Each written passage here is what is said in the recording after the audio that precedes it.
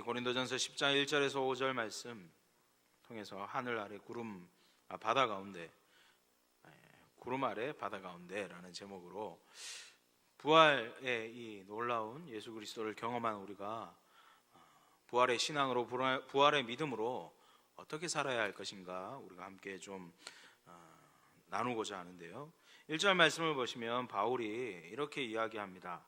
형제들아, 나는 너희가 알지 못하기를 원하지 아니하노니.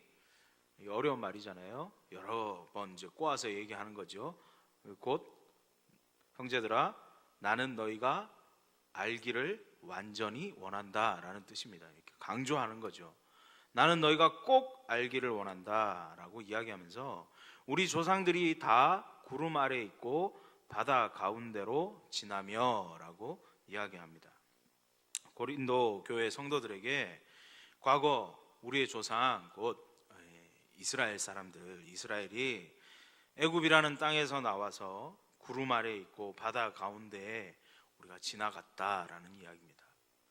구름 아래에 있다라는 것은 우리가 출애굽기서를 보면 알 수 있지만 하나님께서 사막의 햇볕을 가리기 위해서 구름 기둥으로 그들을 인도하신 모습을 나타내는 것이고, 또 바다 가운데라는 것은 역시 출애굽기서에 나타나 있는 대로 홍해를 건넌 것, 그것을 지금 이야기하고 있습니다. 2절에서도 마찬가지로 그렇게 이야기합니다. 모세에게 속하여 다 구름과 바다에서 세례를 받고 라고 이야기합니다. 즉 이 말은 모세의 인도를 받고 이스라엘 백성들이 드디어 애굽에서 탈출해서 나아가다가 홍해를 만나고 그 홍해를 건너간 사건, 이 구약의 사건을 바울이 신약의 관점에서, 예수 그리스도의 부활 이후의 사건을 관점에서 보면 이 홍해를 건넌 것은 바로 세례를 받은 것, 그것과 똑같다라는 말을 하는 것입니다. 애굽에 속해 있을 때 이스라엘 백성들, 우리가 아는 대로 바로의 노예, 종이었죠. 그러나 출애굽하면서, 애굽을 탈출하면서 모세에게 속한 하나님의 인도를 받고 결국 홍해를 건너면서 신약에 이야기하는 세례 받은 것처럼 세례로 새로워지는 모습을 가졌다라는 거예요. 그래서 구약의 이 홍해를 건너는 것을 신약적으로 보면 세례와 동일한, 똑같은 모양으로 이야기합니다. 우리 세례 받을 때 어떻게 받느냐 하면 머리에 우리는 물을 바르죠. 물을 이렇게 찍어서 이렇게 바릅니다. 그리고 다른 교단들 가면 저도 그거 보고 깜짝 놀랐어요. 어떤 교단을 갔더니요, 이게 강대상이 열리더라고요. 강대상이 이렇게 열려요. 그럼 욕조가 있어요. 그래서 거기 물을 채워요. 침례를 해요. 그렇게 하는 데도 있고 그렇더라고요. 그리고 저기 우리 선교지 같은 데 가면 수영장 같은 데 이렇게 데리고 들어가서 침례시켜서 세례 주는 그런 모양을 하는데, 그러니까 물을 건너는 거예요. 물과 관련이 있죠. 세례는 늘 물과 관련이 있습니다. 우리는 이제 물을 그냥 찍어 주는 정도. 그리고 아주 옛날 군대에서는요, 호수로 막 뿌렸대요. 이렇게 물을 세워놓고 너무 많으니까 막 물을 뿌리면서 세례를 했다 그러는데요. 세례는 이런 뜻이죠. 내 과거, 나의 옛사람, 나의 잘못된 것, 나의 죄악된 것 다 물로 깨끗하게 씻는다라는 의미도 있고, 또 침례하면서 그런 걸 느낀대요. 저는 침례를 안 해봐서 모르는데 물에 거꾸로 이렇게 집어 던져 넣어버리니까 죽는다라는 느낌을 받는다고. 그래서 나의 옛사람, 나의 죄악된 모습, 나의 과거가 이 물속에서 다 죽었다라는 것을 이 세례를 통해서 안다는 거죠. 수장시킨다라는 뜻을 가져서, 그래서 물로 깨끗이 씻는다. 출애굽한 이스라엘이 홍해를 건너므로, 그 물을 건너므로 이 세례와 똑같은 물에 다 씻었다, 물에 나의 옛 모습들을 다 수장했다라는 의미를 받았다라는 거예요. 우리도 마찬가지입니다. 과거에 우리는 오늘 이 이스라엘 백성들처럼 애굽에서 노예 생활했던 이스라엘 백성들처럼 마귀의 노예로 세상의 종으로 살았지만 하나님이 우리에게 그리스도를 보내시고 이 세상, 이 마귀에게서 탈출하게 하셔서 홍해를 건너게 하시고 곧 세례를 받게 하시고 세례를 통해서 우리를 깨끗게 하시고 예수 그리스도의 이름으로 우리를 새롭게 하셨다라는 거예요.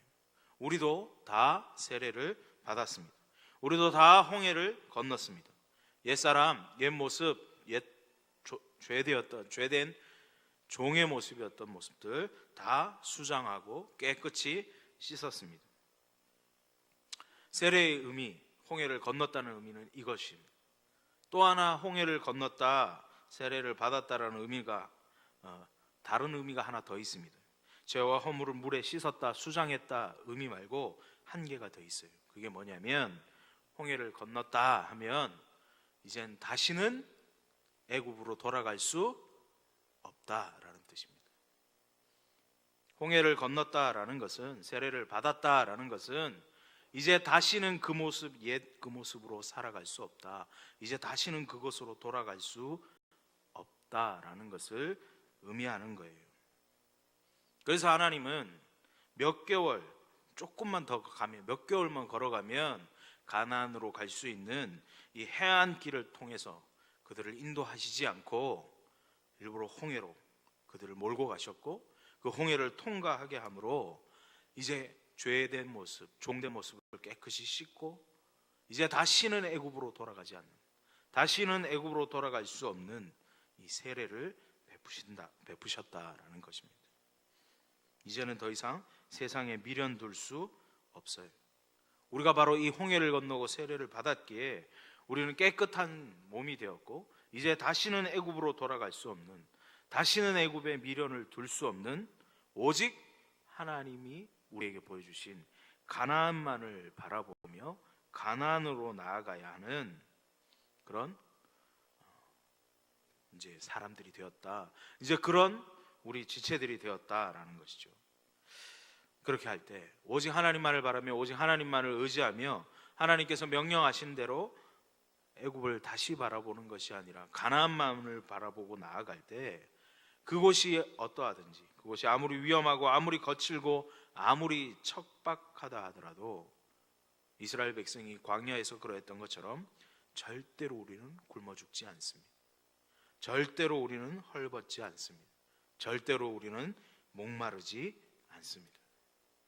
그것을 지금 바울이 이야기하는 거예요. 과거 이스라엘이 그러했던 것처럼 3절 말씀, 다 같은 신령한 음식을 먹으며 라고 이야기합니다. 이스라엘이 40년 동안 이 광야 가운데 있으면서 그들이 무엇을 먹었습니까?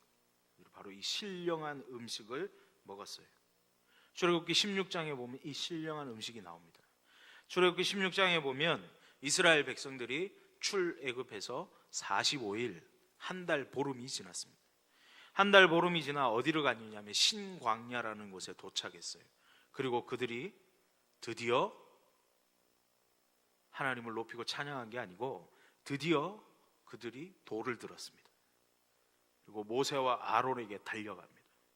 왜요? 양식이 다 떨어졌어요. 한 달하고 보름 45일이 지나니까 이들이 애굽에서 쌓았던 모든 양식이 다 떨어져 버렸어요.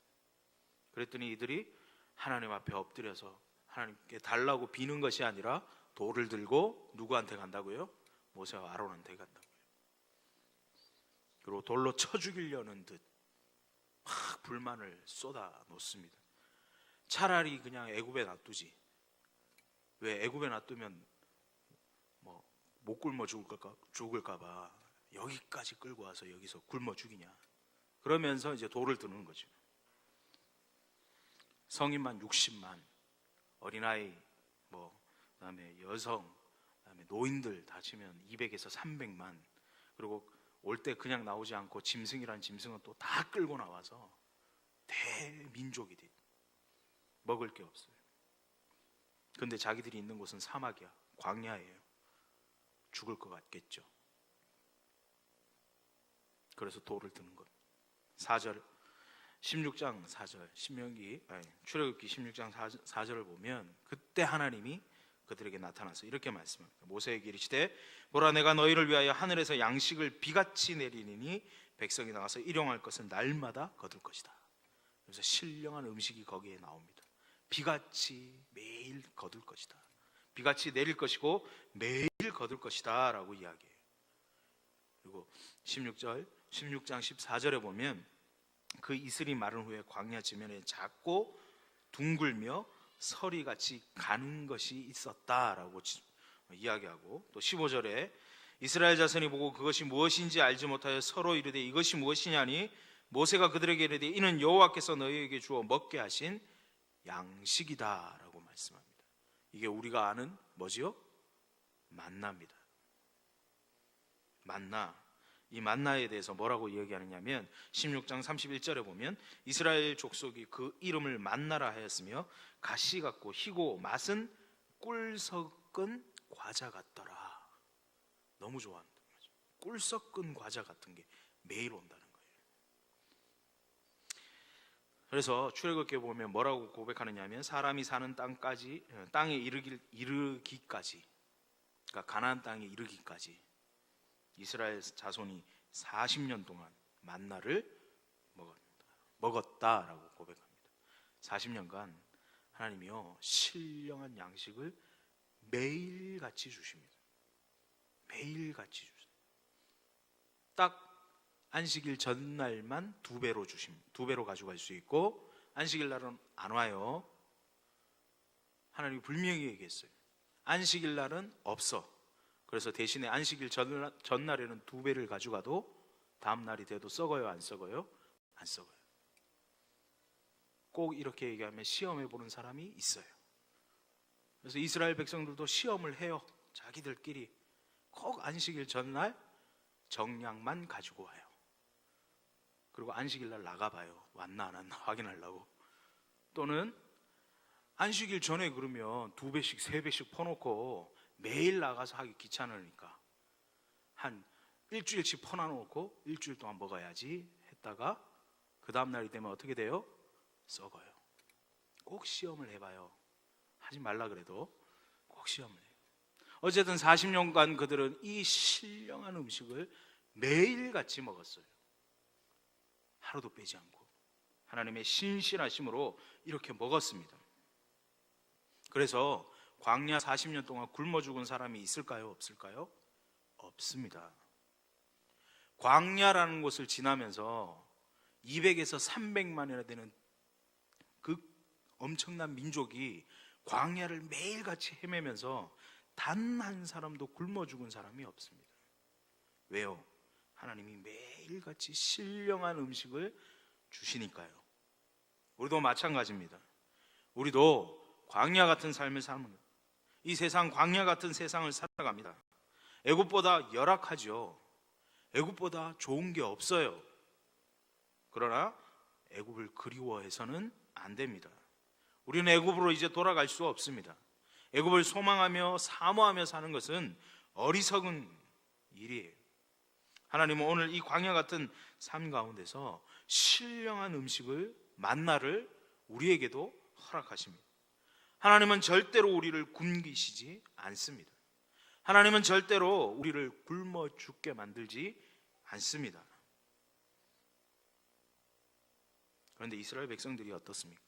40년간 이 엄청난 기적을 바라보면서 꿀 섞은 과자 같은 만나라고 좋아했던 그들이요, 민수기 11장을 딱 가면요 뭐라고 얘기하느냐면 우리가 애굽에 있을 때는 값없이 생선과 오이와 참외와 부추와 파와 마늘을 먹었거늘 이제는 우리의 기력이 다하여 이 만나 외에는 보이는 것이 아무것도 없도다. 꿀 섞인 과자 같다 좋아했던 그들이요, 시간 조금만 흐르고 나서 못 먹겠다. 야, 그래도 거기 있을 때는 우리 오이도 먹고요, 참외도 먹고요, 부추도 먹고요,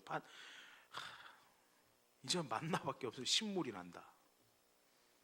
민수기 2장 5절에 보면요 뭐라고 얘기하느냐면 백성이 하나님과 모세를 향하여 원망하여 어찌하여 우리를 애굽에서 인도해내어 이 광야에서 죽게 하는가? 이곳에는 먹을 것이 없고 물도 없도다. 우리 마음이 이 하찮은 음식을 싫어하노라 하며. 하찮은 음식이 됐어요. 하찮은 음식. 만나가 하찮다는 거죠. 40년간 한 번도 굶어 죽이신 적 없는 예수 그리스도 하나님의 그 놀라운 영광을 보면서도 하찮다라고 해요. 하찮다. 먹을 게 없다.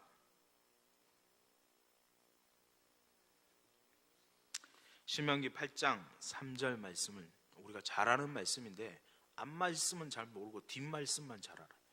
신명기 8장 3절은요 이렇게 시작합니다. 너를 낮추시며 너를 줄이게 하시며 또 너를 알지 못하며 너도 알지 못하며 내 조상들도 알지 못하던 만나를 내게 먹이신 것은 사람이 떡으로만 사는 것이 아니요 여호와의 입에서 나오는 모든 말씀으로 사는 줄을 내게 알게 하려 하십니다.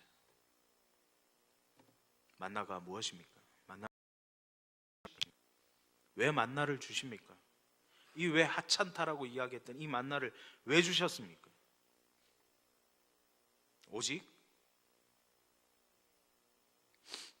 사람이 떡으로만 사는 것이 아니요 여호와의 입에서 나오는 모든 말씀으로 사는 것을 알게 하려 하십니다. 만나가 무엇입니까? 만나는요 말씀입니다. 우리 청소년부 이렇게 하씩 청소년부 지금 우리 청소년부는 안 해봤는데 전에 있던 청소년부에서는 해봤는데 왜 교회 나오기 싫으냐? 왜 교회가 싫으냐? 라고 했더니 1번 뭘까요? 교회가 싫은 이유 1번 설교입니다. 설교가 1번이에요. 2번이 말씀이에요. 똑같은 거 아니야? 왜 그거밖에 안 해요? 그거 말고 다른 것 좀 하면 안 돼요? 애들이 다 그래요. 교회는 왜 말씀뿐이죠? 교회가 왜 말씀에 집중해야 됩니까? 다른 것 다 없어도 왜 말씀이 있어야 합니까? 이게 주식이니까요. 우리 주식이니까요. 마늘 너무 좋죠. 마늘만 주식으로 먹을 수 있습니까? 부추만 주식으로 먹을 수 있습니까? 만나를 불평하면요 광야에서 살아남을 수 없어요. 이 사람들이요 만나 불평했잖아요. 하찮은 거라고 얘기했잖아요. 그리고 나서 무슨 일이 일어나죠? 하나님이 불뱀을 보내셨어요. 불뱀이 그들을 만나러. 불평하지 마십시오. 우리가 먹을 건 게임, 즐거운 행사, 여러 가지 프로그램 아닙니다. 부추 같고 마늘 같이 신나고 자극적인 거 아닙니다. 우리가 먹을 것은 말씀, 만나입니다. 말씀에 더 충실하시기를 소원합니다. 이 말씀이 혹독한 무더위와 메마른 광야에서 살아남게 하는 유일한 주식입니다. 만나 하나님의 말씀이 우리의 주식임을 기억하시기를 소원합니다. 4절에 다 같은 신령한 음료를 마셨으니 이는 그들을 따르는 신령한 반석으로부터 마셨으며 그 반석은 곧 그리스도시다 라고 말씀합니다. 광야, 이들이 헤맸던 광야, 특별히 시내 광야라는 곳이 평균 온도가 43도래요. 지금 시내 광야의 평균 기온이요 43도입니다. 평균적으로 43도, 50도 넘을 때도 있고 60도 넘을 때도 있겠죠. 그 사막을 무려 40년간 유랑합니다. 그러니 얼마나 그들이 이 물 갈증에 관한 것이 얼마나 컸겠습니까? 민수기 20장 2절을 보면 20장에 보면 이렇게 말하잖아요. 민수기에도 계속 그 얘기 나요. 계속 이들이 다른 거 만나 하찮게 여기고 먹는 거 하찮게 여기겠지만 이들이 정말 갈망했던 게 뭐냐면 이 목마름에 대해서는 굉장히 민감한 반응을 보여요. 목만 조금만 마르면 바로 못에 쳐 죽이려고 그러잖아요. 그럴 때마다 하나님은 모세를 통해서 물을 공급해 주셨어요. 특별히 하나님은 그때 모세를 통해서 반석에서 샘물이 나게 반석을 치든지 반석을 열든지 하여간 반석을 통해서 많은 물들을 백성에게 허락하셨고, 그래서 해갈할 수 있도록 했습니다. 반석의 물이 신령한 음료다라고 오늘 말씀합니다. 그래서 40년 동안 만나 먹으면서 굶어 죽은 사람 없고, 하나님이 주신 이 신령한 음료인 반석에서 나는 샘물 먹고 갈증 때문에 죽은 사람도 없습니다.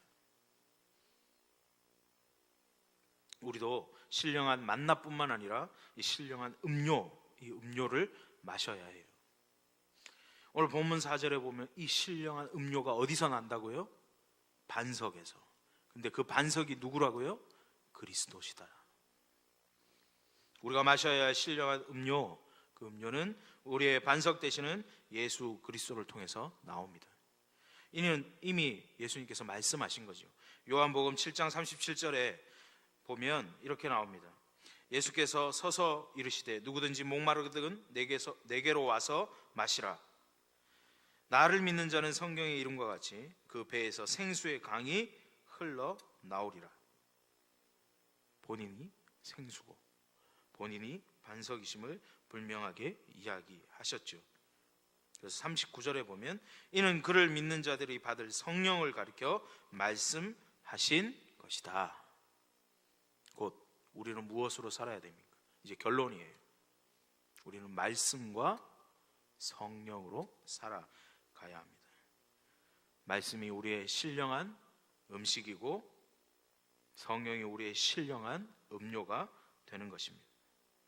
우리가 이 광야 가운데서 온전하게 살아남으려면, 이 광야의 길을 온전히 완주하려면 신령한 음식인 말씀 붙들고 신령한 음료인 성령의 충만함으로 살아가야 한다는 것입니다. 이스라엘 백성이 결국 가나안 갈 때까지, 가나안 그 땅에 들어갈 때까지 신령한 음식으로 신령한 음료로 살아갔던 것처럼 우리도 영원한 가나안 땅, 곧 하나님의 나라, 하나님의 다스림이 있는 그곳에 가기까지 말씀과 성령으로 살아가야 한다는 것입니다. 말씀과 성령이 우리 가운데 충만하여지고 우리가 온전히 이 말씀을 붙들고 온전히 우리의 음료되는 성령을 붙들고 살아가서 우리의 삶이 더 풍성하여지기를, 우리의 삶이 더 강건하여지기를, 세상이 알 수 없는 이 비밀을 온전히 붙들고 살아가는 우리 모두가 되기를 소원합니다. 기도하겠습니다.